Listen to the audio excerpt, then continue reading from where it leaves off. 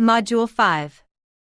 The Civil War. Texas. The Aztecs, a civilization renowned for their rich culture and advanced society, may seem distant from the state of Texas.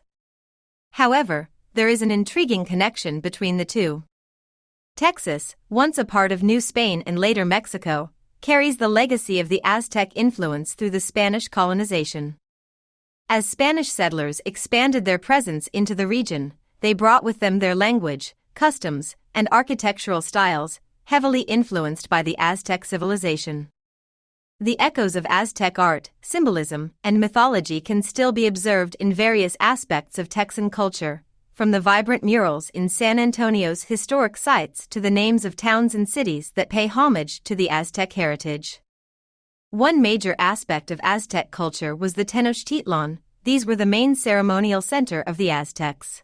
This connection serves as a reminder of the diverse historical influences that have shaped Texas into the culturally rich and dynamic state it is today. In 1845, the United States acquired Texas and a state, but then annexed Texas. The United States annexed Texas and the Southwest in the mid-19th century due to a combination of political, economic, and social reasons. Territorial expansion was a significant factor in the annexation of Texas, as many Americans believed it was their destiny to expand westward.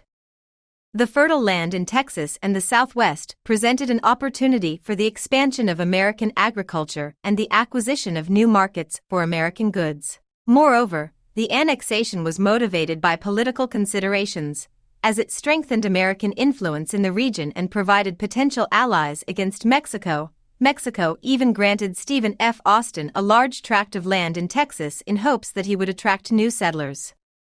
The rich natural resources of the Southwest, including minerals and timber, made it an attractive target for economic and political expansion. James K. Polk ran and was elected as president in 1844 on the platform calling for simultaneous annexation of Texas and Oregon. Developments in transportation. Developments in transportation during the 19th century played a significant role in fostering industrialization and encouraging immigration in the United States. The introduction of new transportation technologies, such as the steam engine and the railroad, made it easier and more efficient to move goods and people across long distances.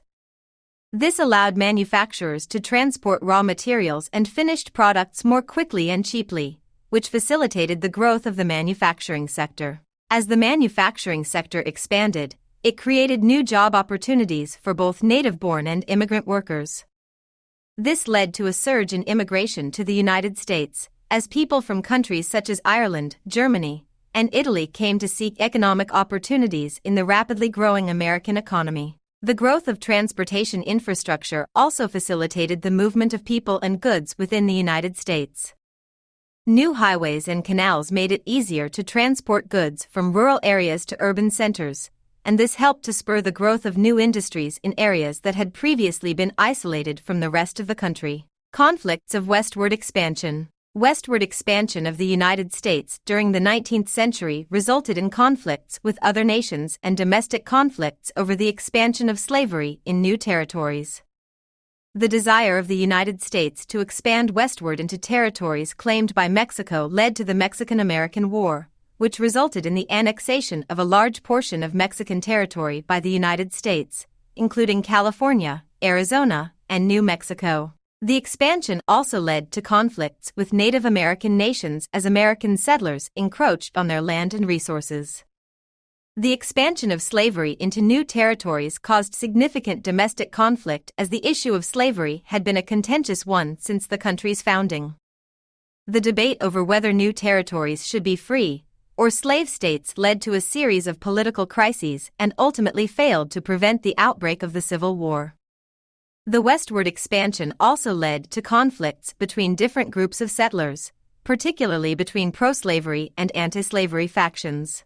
The Civil War. The developments and events that drew the Union towards the Civil War include a range of factors, such as economic, social, and political differences between the North and the South. The main issue that led to the Civil War was slavery. The North was increasingly opposed to the institution of slavery, while the South relied on slave labor to sustain its agricultural economy. There was also a group living west of the Blue Ridge Mountains called the members of the American Colonization Society, who wanted to rid America of both slavery and blacks. The election of Abraham Lincoln in 1860 further intensified tensions between the North and South. Many Southerners saw Lincoln as a threat to their way of life, and several Southern states seceded from the Union. The conflict came to a head when Confederate forces attacked Union troops at Fort Sumter in April 1861. This sparked the beginning of the Civil War, which lasted for 4 years and resulted in the deaths of hundreds of thousands of people. Some Northerners' main reason for supporting the war was to build commercial ties with the South, rather than wanting to free slaves. The concept of total war during the American Civil War meant that both the Union and Confederate armies targeted not only military personnel but also civilian populations and infrastructure. This type of warfare brought several challenges for each side. For the Union, total war meant mobilizing a massive army and coordinating with various departments to finance the war effort. They also had to deal with the logistical challenges of supplying their troops, especially when they were fighting in unfamiliar territory. Total war also brought challenges to morale, as Union soldiers were often faced with the harsh realities of war. For the Confederacy, total war meant facing significant resource constraints, particularly in terms of manpower and supplies. The Confederacy was forced to rely on limited resources, and its army was constantly short on men and supplies. Total war also meant dealing with the logistical challenges of supplying their troops in the field. The Confederacy also faced significant morale challenges, as its population became increasingly war-weary and disillusioned. The Union's victory in the Civil War was the result of a combination of factors, including military strategy, superior resources, and the eventual adoption of emancipation as a war aim. One key factor in the Union's victory was the superior resources of the North.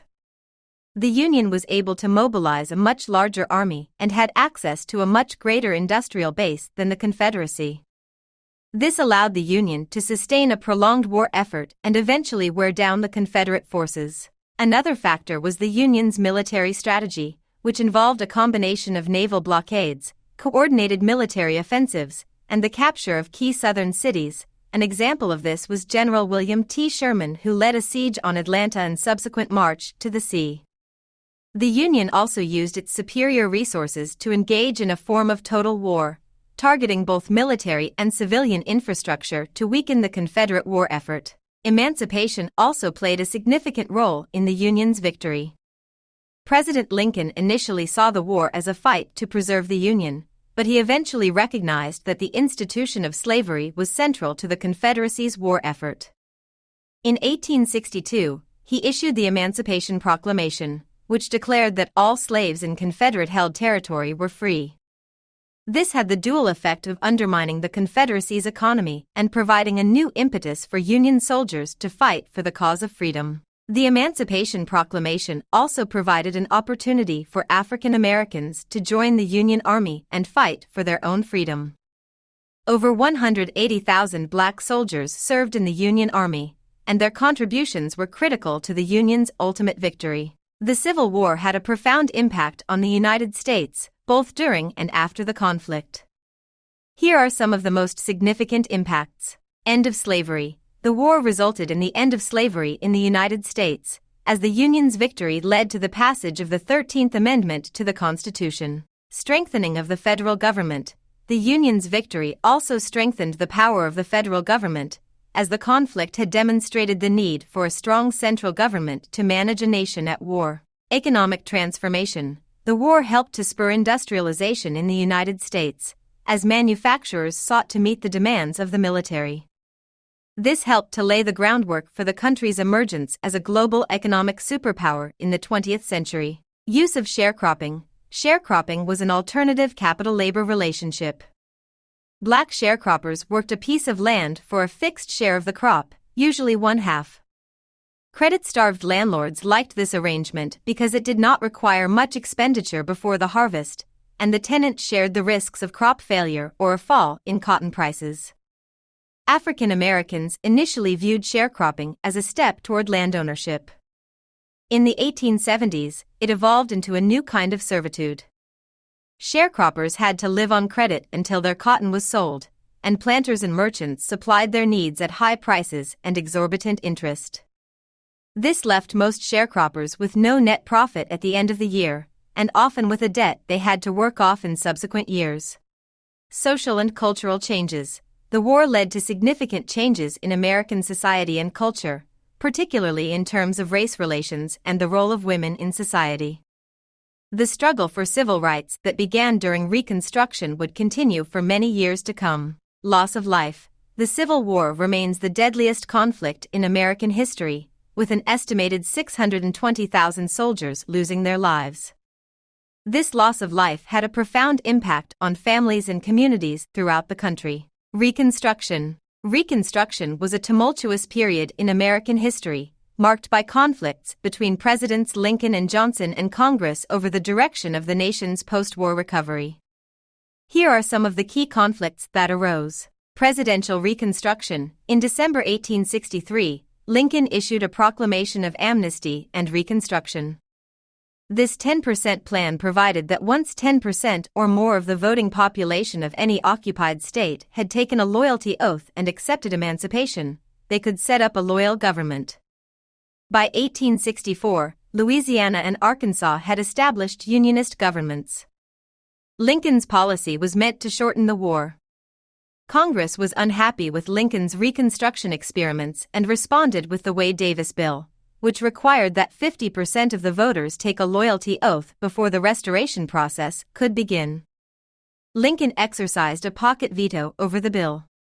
Congress and the president remained stalemated on the Reconstruction issue for the rest of the war. Congressional Reconstruction. Following Lincoln's assassination and the ascension of Vice President Andrew Johnson to the presidency, Congress took a more aggressive approach to Reconstruction.